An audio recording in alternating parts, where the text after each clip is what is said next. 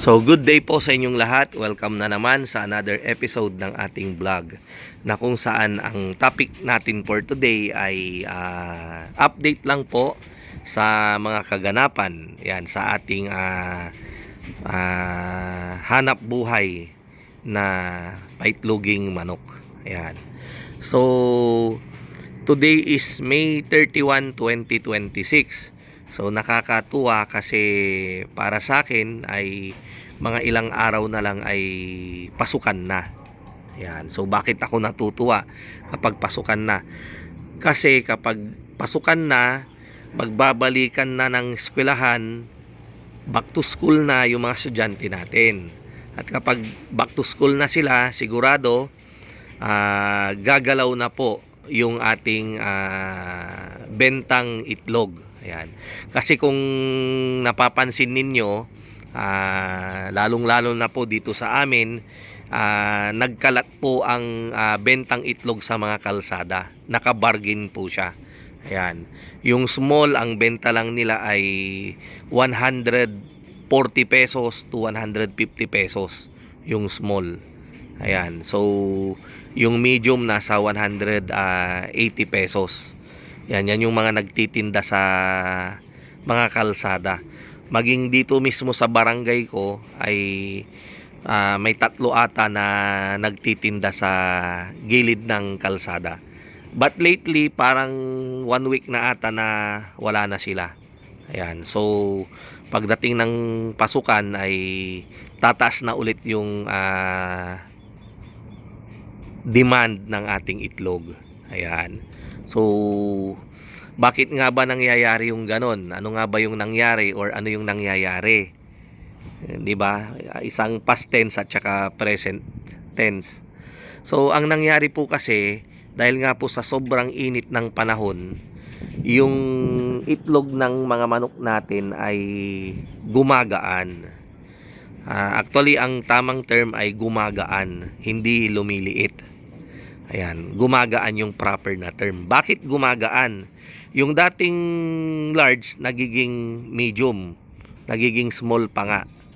Gumagaan. Yung timbang niya na dating pangtimbang ng large, ay gumagaan at nagiging timbang na lang siya ng medium at small. Ganon din po yung medium, nagda-down,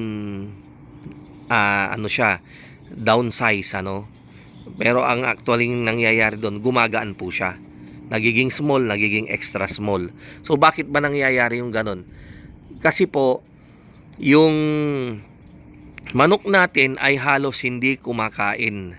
Hindi niya maubos yung kanyang feeds na dapat kainin. Ayan. So bibigyan ko po kayo ng example. Meron po akong manok na bago, 7,500 heads. Ano po? Ang kakainin po niyan kung hindi po ako nagkakamali ay nasa mga 18 bags. 18 bags po sana. 18 na sako yung kanyang kakainin. Subalit ang kanyang kinakain ay 14 bags. So ang laki po ng difference, Imagine 4 na sako hindi nila nakakain. So anong mangyayari kapag ganyan?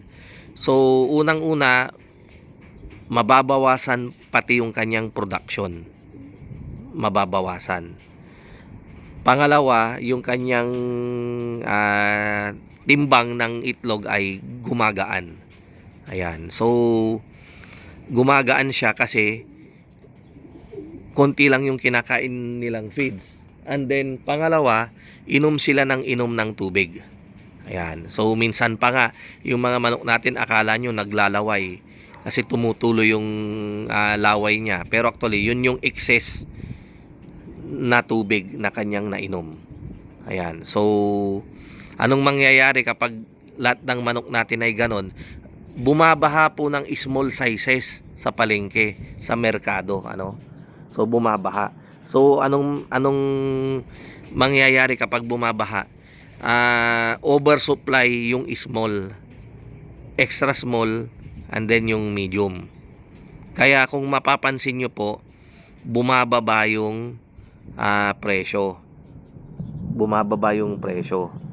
So, ganon din yung large, yung dating large natin na 210, 220, naging 180 na lang yung 180, 175 na lang yung per tray sa wholesale.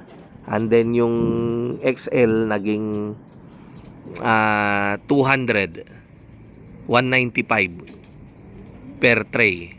And then yung jumbo parang naging lang ata 210 ata, 220 yung wholesale niya. Samantalang dati 235, 240 na po yung wholesale niyan. Yan. Ang pinag-uusapan po natin dito ay wholesale price po. Kapag sinabi po nating wholesale price, parang ako po kapag nag-deliver po ako ng itlog, umaabot po siya ng mga 100 boxes.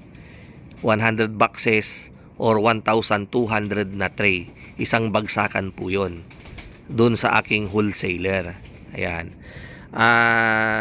Ang presyo kapag ganon, yung aking extra small, kasi meron pa rin akong mga extra small na mangilan-ngilan, ang presyo lang po ng bigay ko ay 90 pesos. Imagine, 90 pesos.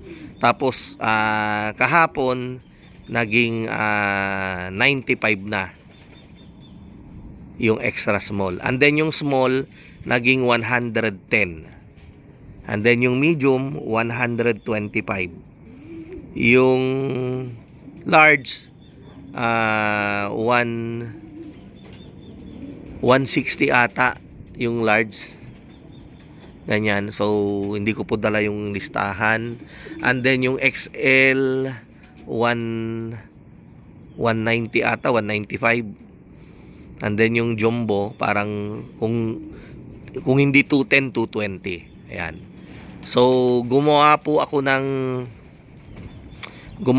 ng computation. Gagamitin na naman natin yung whiteboard natin sa mga susunod na araw. Maaring bukas, June 1, follow up vlog natin sa video natin na to. Gagawa po ako ng computation kung magkano yung kita natin, kung kumikita ba tayo o nalulugi tayo kapag ganun yung presyo. So gagawa po tayo ng computation bukas. Ayan, ipapakita po natin. Ayan. Anyway, yung mga nagtatanong, yung mga nagpo-post dyan sa mga iba't ibang grupo natin, yung grupo ng mga nagpapaitlog, di ba? May mga iba't ibang group diyan eh. May mga nagtatanong kung kumikita pa daw ba, kumikita pa kayo sa ganitong presyo, napakababa samantalang ang mahal-mahal ng page. Bakit masyadong mura yung pagbebenta nyo, mga ganyan. Yung mga iba naninisi, ganyan. So turuan nyo naman kami kung ano yung diskarte nyo, kung kumikita pa ba kayo sa mga ganyan. I-share nyo naman, yan ang dami So lahat kasi yan, aburido sila. Yan. So ang masasabi ko lang po kasi kung bakit ganon, unang-una, ang nagdidikta ng presyo sa merkado ay yung tinatawag nating law of supply and demand. So ngayong bakasyon, masyadong mataas yung supply ng mga small sizes. Masyadong mataas. Kaya kung mataas, konti, dahil mataas yung supply, konti ang demand. So anong mangyayari? Babagsak yung presyo. Ayan. Hanggang sa bagsak ng bagsak, lalong-lalo na yung mga malapit ng mabulukan. So nag-aaburido na sila kapag mga 5 days na, 1 week na yung kanilang itlog. So ibababa na nila yung presyo ng itlog nila.